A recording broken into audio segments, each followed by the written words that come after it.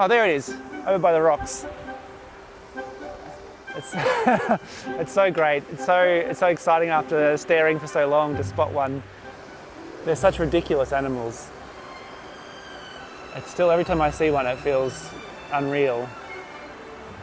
So we're just scanning the river now, hoping to spot the platypus as it pops its head up to breathe. They're around here. We've spoken to a bunch of folks on the bridge this morning who've seen them recently, but we've just got to be patient and hope that they'll show themselves to us. I'm Michael Livingston, and we're here this morning up at Templestowe on the Yarra trying to track down the resident platypus that live here, so far unsuccessfully, but the morning is young. To me, it's just incredible how much wildlife we have in the cities. I live quite close to Royal Park and spend lots of time there hanging out with the birds and possums and things that live there.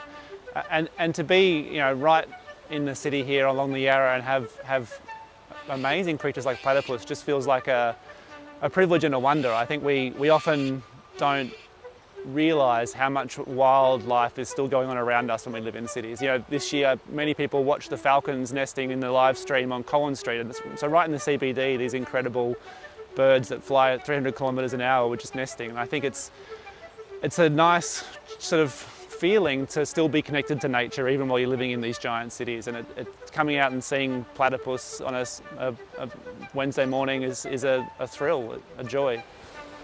Every shadowy rock looks like a platypus when you're scanning for them. Every duck, every coot, you think, I've got one. Often you just see them right under the bridge, as clear as anything.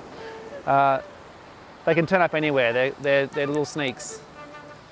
So if you're just looking to start finding wildlife in your neighbourhood, just track down your local park or your local creek. There's often groups attached to those places. There's the Friends groups, Friends of Merry Creek, Friends of Royal Park, and they're really helpful at being both a social outing but in a way to find what's in there, to hang out with people who know what's around, and they'll show you the best spots to look for birds or look for other animals.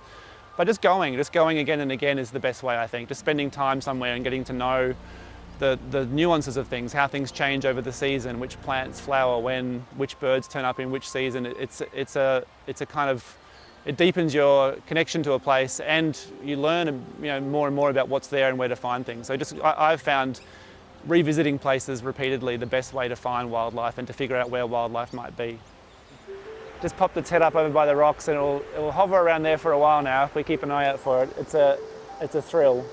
One of the reasons I go out looking for birds is just to sort of get away from the city, to be, even in the city, to be away from the noise and the grind of urban life, to be around the sounds of the river, the sounds of birds. And I think there's something that all humans find kind of soothing about that the sounds and smells and sights of nature, to take yourself away from Twitter and work and stresses and just be somewhere where you're experiencing something. You're just in the kind of moment, in a place, listening or looking or paying attention. I think that's the key thing for me, is being somewhere where all of your attention is focused on something, and you're away from your regular stresses. It's hard to find elsewhere for me.